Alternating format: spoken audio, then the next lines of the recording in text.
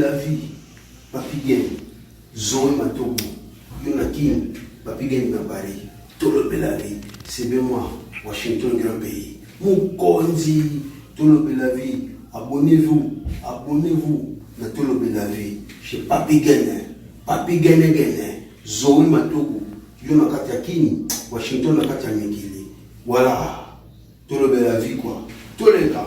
www.tolobelavie.com TOLOBELAVIE.com. Bandeko batali Tolobelavie mbote na bino na yebi kenangwa o bozaja branché partout dans le monde ndenge bomesana kotala biso et puis merci pour la fidélité et puis pour na. Et si cette période les salaires étaient payés chaque mois, c'est vraiment un exploit.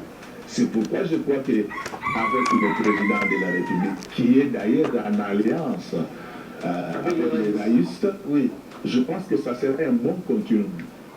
Qu'est-ce que nous devons maintenant faire? C'est d'imaginer comment transformer nos potentialités en richesse. Quelles sont nos potentialités? Le secteur minier congolais représente 24 000 milliards de dollars. 24 000 milliards de dollars. Et nous n'avons pas que ça. Lorsque vous prenez notre hydrographie, nous avons les fleuves Homo, que j'aime bien appeler les fleuves Zaïre, pas dans le sens péjoratif parce que j'ai grandi avec ça. Oui. Ce fleuve est long de 4700 km. Sixième au monde de par sa longueur. Ça arrose toute la République. Et deuxième de par son aire de drainage. Avec ce fleuve, nous pouvons exporter de l'eau douce. Nous pouvons faire de la pêcherie industrielle et je voulais vous informer que rien qu'entre le Pour Malebo et Kisangani, le potentiel est de 120 tonnes de poissons par jour.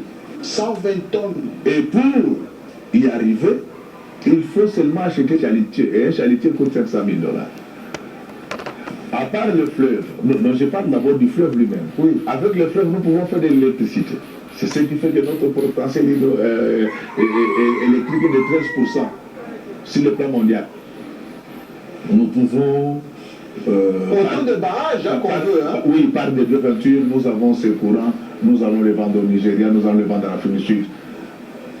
À part ça, ce fleuve, c'est pratiquement une autoroute. Donc on peut faire couler autant de marchandises. Autant de marchandises par le fleuve. On peut faire le tourisme par le fleuve. Mais malheureusement, lorsque vous les traversez, ce sont des chiens morts qui rencontrent votre canot rapide. C'est vide. En train de traverser. C'est triste. Et je crois que même les poissons sont en train de se plaindre dans ce fleuve-là en disant mais pourquoi Dieu nous avait envoyés ici. Alors, la poisson mère de vieillesse d'après. C'est ça la potentialité que nous devons transformer. Donc on décline d'abord les potentialités avant de faire voir comment nous pouvons transformer ça en richesse.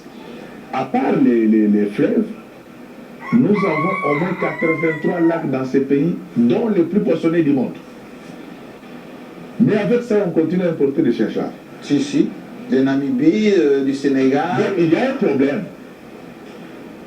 Et quand vous voulez parler, il veut dire quoi? Je dis pain. Je dis pain. Et avec autorité. Avec beaucoup d'autorité. L'émergence passe par l'intelligence. Donc, à part les fleuves, j'étais en train de dire que nous avons 83 lacs, dont les plus poissonnés du monde. Cela doit nous questionner et questionner. Lorsque vous quittez notre hydrographie, je ne veux pas parler des rivières avec lesquelles on peut avoir toutes sortes de barrages. C'est quand même révoltant qu'aujourd'hui, les sociétés minières importent l'électricité de la Zambie. C'est ça les questions de la République qui doivent nous hanter. C'est ça les débats de notre pays. Dans beaucoup de questions d'ailleurs qu'on nous pose, si Godin Poy était le Premier ministre de la RDC, quelle politique économique aurait-il mis en place? Bon, déjà ils disent pour augmenter les 7 milliards. C'est un docteur qui nous appelle de Dakar, il s'appelle docteur Vincent, qui nous suit au Sénégal. Docteur Vincent, que Dieu vous bénisse. Lorsqu'on est Premier ministre, la planification économique, comme j'étais en train de le dire, était chronophage.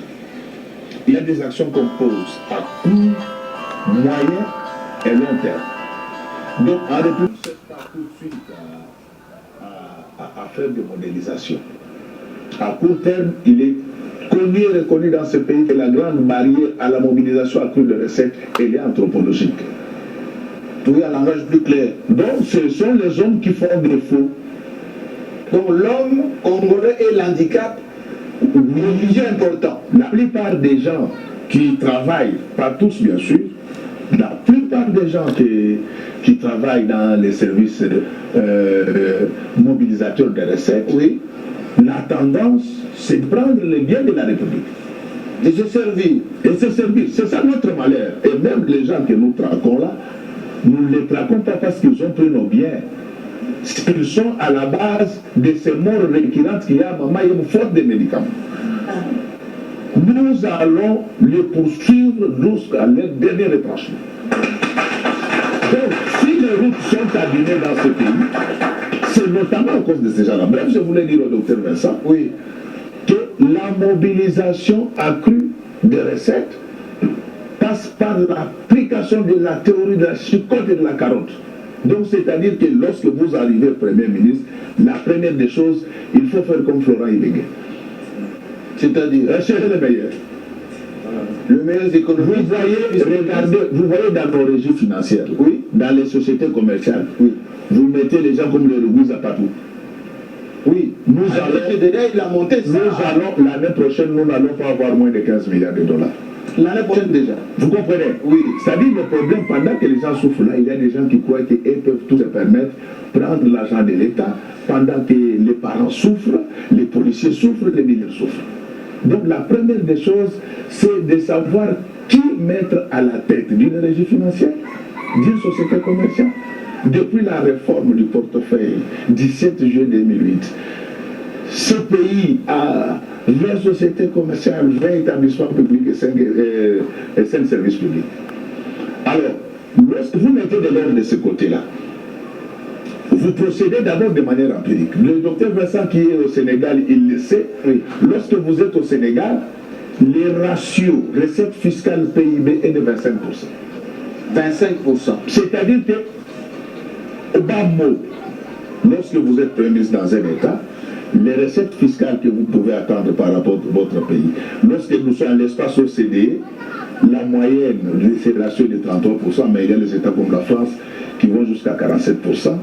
Lorsque vous êtes en Afrique, ici, la moyenne est de 20%. Et je vous dis les cas du Sénégal, où les ratios de 25%. Et chez nous alors? Chez nous, c'est moins de 10%. Non, c'est scandaleux. Donc, comment c'est simple. C'est scandaleux. Il suffit seulement de prendre notre PIB qui est estimé aujourd'hui donc à 50 milliards. Oui. Vous prenez seulement les 20%, ça vous fait 10 milliards. C'est ça le minimum que les fiscs doivent mobiliser. Donc ça veut dire que même les 7 milliards qu'on a proposés à l'Assemblée nationale, c'est moins que notre capacité de mobilisation. Nous allons expliquer c'est moins, mais nous allons expliquer pourquoi ça a été fait de la sorte. Donc, les autres le font. Si tout est difficile pour nous, même pour se laver, il faut que les Chinois viennent le faire. Je pense que c'est anormal. Tout est difficile. Oui. Impossible parfois. Oui, c'est pourquoi je parlais dans ma théorie là qu'on appelle l'égoïsme. Il y a la discipline des dirigeants, le dur labeur de la population. Évidemment, il faut que les gens sachent aussi que dans ces régions-là, dans ces sociétés-là commerciales, il y a des gens corrects mais qui sont des fois étouffés. On ne les laisse pas s'exprimer. Voilà. On ne leur donne pas de responsabilités. Qui sont étouffés, mais pour y arriver, il y a aussi des préalables. Il faut améliorer davantage leurs conditions de vie. Mais maintenant, pour revenir au budget Oui. qui est de 7 Et il dit milliards. comment va-t-il faire, comment il devrait faire pour augmenter de 7 milliards un peu plus. Le premier élément de réponse, il a trouvé, c'est comme c'est la première année, il faut que les ratios là soient de 20%. Quitter les 10% que nous avons pour... C'est faisable. Et lorsque vous quittez, parce qu'il ne faut pas qu'on puisse seulement pointer du doigt les régies financières, Oui. il y a au moins 20 sociétés commerciales dans ce pays, au moins 20 établissements publics. Mais quand vous lisez les budgets de notre pays, ce qu'il rapporte au budget de l'État, c'est superfétatoire, c'est incongru, c'est anodin. C'est ce qui fait que la République démocratique du Congo a une atonie des recettes. Donc, il y a des barrières anthropologiques et chaque État, et c'est ça le rôle de service des renseignements, chaque État identifie ses meilleurs enfants. Comment les Japon se sont développés? Vous ne vous êtes jamais posé la question? Les Japon n'ont pas de ressources naturelles comme nous, pas de mines, mais les Japon prêtent l'argent aux Américains. Qu'est-ce qu'ils ont fait? Ils ont identifié les meilleurs enfants. On les avait envoyés dans les grandes universités occidentales où vous avez étudié.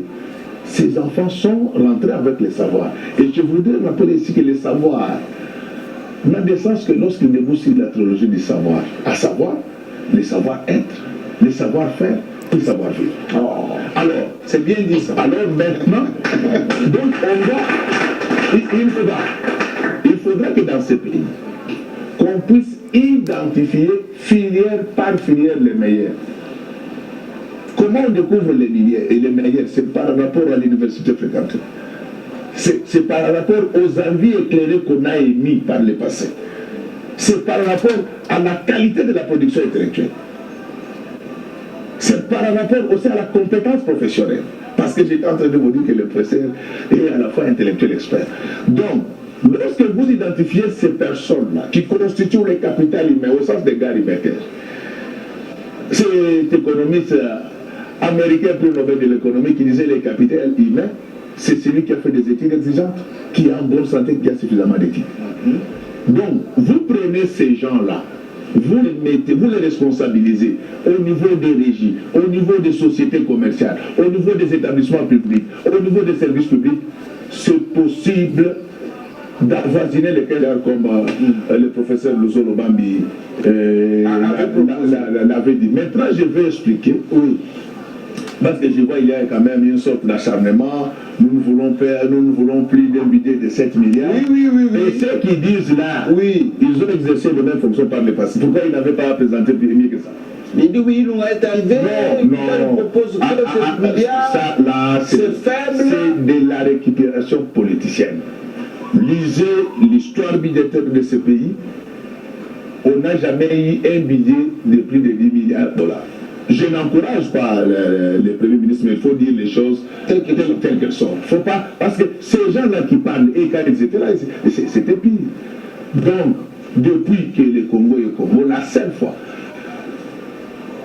où nous avons dépassé au niveau de l'exécution les 4 milliards, c'est à partir de 2012. Donc, c'était dû à l'embellie dans le secteur minier. Avec la montée du cuivre. Donc il ne faut pas que les gens...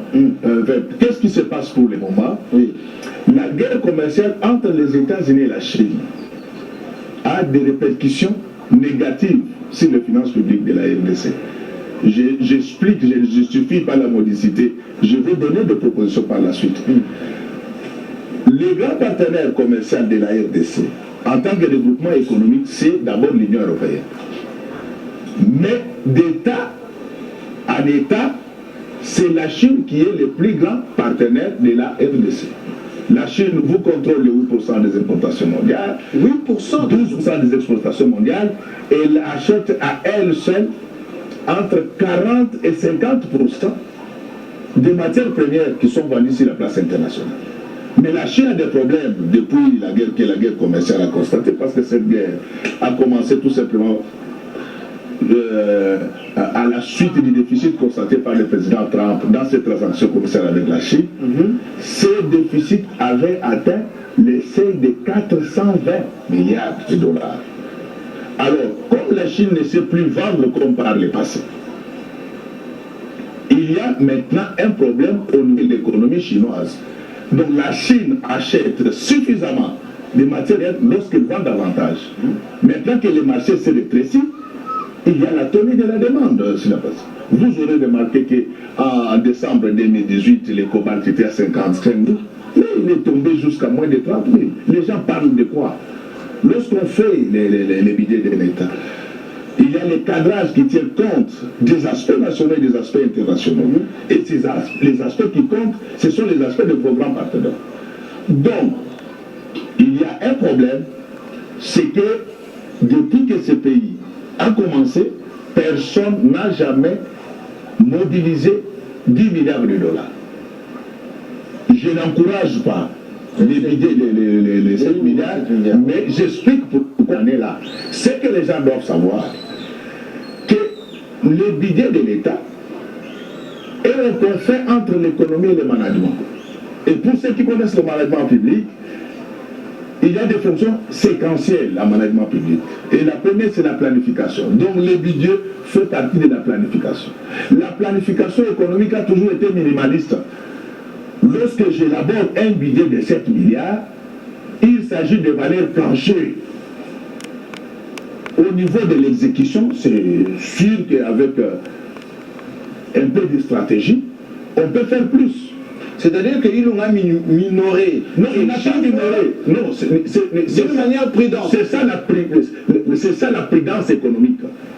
Je ne veux pas citer le président d'un État voisin, dont je préfère taire le nom ici. Oui. Lorsqu'il accédait au pouvoir, il tirait le gros de ses revenus de pétrole. Quand il prenait le pouvoir, les barils à l'époque étaient à $70. Et pourtant, le prix habituel, qui était connu de tous, et retenu même par cœur, était de $35. Absolument. Et lui, il va concevoir un programme sur base de $70. Qu'est-ce qui arriva? Quand il commençait à exercer son programme, le prix redescendit à sa valeur normale. Il n'a pas pu terminer son mandat. Et on connaît la suite. Le fait d'accepter les gens économiques, mais on ne dit pas que les gens doivent le savoir. Il y a une logique gestionnelle. L'économie et le management s'embrassent quelque part, ainsi que les politiques publiques. Lorsqu'on parle d'un budget, il s'agit simplement de la planification. Le budget, c'est un plan annuel. Le programme, c'est un plan à moyen terme. Alors, si docteur Vincent dit, on a planifié 7 milliards, oui, mais est-ce que en réalisation terrain, si des circonstances heureuses adviennent, la discipline des dirigeants dont vous avez parlé, la punition, la carotte, le bâton, est-ce qu'on peut dépasser cette milliards? On peut atteindre 15 milliards. Mais pour cela, il faut également qu'il y ait la culture fiscale dans les chefs de la population. Chez nous, c'est 7% pareil. Oui, ça dépasse seulement les 10%. C'est ça le problème. Et là, il y a la responsabilité du fisc, mais il y a aussi la responsabilité des contribuables. Nous sommes tous fiscophobes. Nous sommes tous fiscophobes. C'est-à-dire qu'on n'aime pas Non, personne n'aime pas l'impôt. C'est vrai que l'argent c'est quelque chose. Pour l'autre. C'est vrai que l'argent c'est quelque chose de précieux. Ce n'est pas toujours de gaieté de qu'on s'en dessaisit. Mais chacun de nous a l'obligation constitutionnelle de payer l'impôt. Je sais, quand je sensibilise, les gens me disent, mais nous attendons voir ce qu'on va faire, ce qui a été collecté. Oui, mais il faudra que nous puissions maintenant faire corps avec la République et regarder avec elle dans la même direction. Autant nous traquons les gestionnaires indélicats, autant nous devons sensibiliser davantage la population pour qu'elle contribue aux charges de l'État. Et c'est ça qui va nous permettre d'avoir un budget développementaliste. Donc ce que j'ai donné comme réponse au domaine, ça c'est à tout terme. Alors il y a un professeur qui habite à Pointe-Noire qui dit le docteur Boy est président de l'Assemblée provinciale de Kinshasa, il est l'autorité budgétaire. Quel est le budget de Kinshasa et quels sont les arguments qui justifient ça? Oui, lorsque nous sommes arrivés, pour que les gens le sachent, nous avons trouvé que c'est 50 millions de dollars qu'on mobilisait chaque année. 50 millions Oui. Pour une capitale de 10 millions d'habitants. Non, et aujourd'hui, on nous parle de 15 millions. 15 millions. Donc, là, il a raison, nous sommes en train de nous battre. On va y aller bientôt. Bon, de 50 millions, vous allez jusqu'à combien? Notre budget prévu pour 2020. Non, ce que nous nous battons, c'est nous nous battons pour avoir 200 millions par mois. Par mois? Oui. Comment nous comptons le faire? La ville de Kinshasa n'a pas de métaux rouges comme les Katanga et les Kivu. Oui. Mais nous avons nos immeubles. Nous avons un problème de l'impôt sur les revenus locatifs. L'impôt foncier? Oui, les gens doivent comprendre ce que j'ai dit. Il y a une constitution de 2006 qui a abrogé toutes les dispositions antérieures et contraires. C'est-à-dire? La constitution de 2006 institue la décentralisation. Mais la difficulté qu'a la ville de Kinshasa, c'est que les sociétés immobilières ne payent jamais l'IREM, elles vont payer l'impôt sur les bénéfices au niveau de la DGK. Vous avez créé la DGK. Oui, c'est ça, donc nous allons nous battre. Comment vous allez faire avec l'impôt national et votre impôt au niveau de la Nous allons nous battre, bien sûr. Il y a un chevauchement. Nous allons nous battre pour que cet impôt revienne à la ville de Kinshasa et que les sociétés immobilières continuent à payer leur impôt sur les bénéfices à la DGI, mais en considérant l'IREL payé au niveau de la ville comme étant une charge. Vous allez avoir 200 millions. Oui, nous allons commencer d'abord nous-mêmes. Ça va vous faire en attendant que la rétrocession soit régulière. Non, ça c'est une autre affaire. Laissez-moi vous poser une question. Enfin, c'est pas moi qui pose, c'est... Mais de toute manière, à moins qu'on soit des mauvaises foi, c'est vrai que Kinshasa est toujours sale, mais pas sale comme elle l'a été hier. C'est en train de changer. Ah voilà. Mais votre stratégie là, ça va aller comment? Vous allez faire payer les Quinois pour qu'ils financent cette propriété de Kinshasa, et vous avez d'autres méthodes pour le faire? Non, il y a plusieurs ressources. Nous-mêmes, nous avons des régies qui vont produire également de l'argent. Donc avec les Quinois, nous allons... lui-même, quand il verra que nous sommes en train de nous occuper de lui, il va nous accompagner. Les Quinois n'a jamais été méchant. Les Quinois ont toujours été gentils. Nous sommes suivis. J'ai dit ceci. Que tu sois de Litou, que tu sois de Kivu, Kassai, Bandundu, Makongo, Équateur, dès que tu mets tes pieds à Kinshasa, oui, tu es Quinois comme tout le monde et tu as les mêmes droits. Ah bon? Voilà. Mais justement, c'est Lucie, Joseph Moti à Lubumbashi. Il dit entre Kimbuta et Guy Matondo, qui doit rendre compte? Voilà, je préfère répondre à... Joseph Moti à Lubumbashi. Je préfère répondre... D'autres questions arrivent. Je préfère répondre à cette question. Oui. Jean-Marie, le malheur de ceux qui se réveillent très tôt, c'est de n'avoir comme interlocuteur que des oiseaux. C'est-à-dire, c'est le genre de questions que les gens posent. L'Assemblée provinciale de Kinshasa n'a de pouvoir que sur les personnes qui sont en fonction. Ah bon? Parce que moi j'arrive, le gouverneur que vous venez de citer, il n'était plus en fonction. Oui, mais la loi est dynamique. Suivez-moi. Oui, la continuité des affaires de l'État. Suivez-moi, lui n'était pas là, donc on ne pouvait pas l'interpeller parce qu'il n'était plus en fonction. Sinon un jour, on va me demander de vous interpeller. L'État des droits a ses obligations. Et j'avais oublié de vous dire que le mariage FCCH, c'est le mariage entre la croissance économique et l'état des droits. C'est le mariage entre l'état des droits et la croissance. C'est le mariage entre l'intelligence et la sagesse. Bon. C'est le mariage entre la passion et la raison. Entre la passion et la raison. Voilà. Donc, je referme la parenthèse. Oui. Donc, nous sommes des légalistes. Nous avons interpellé tous ceux qui étaient interpellables parce qu'ils étaient en fonction. Guy Matondo était en fonction. Il était en fonction.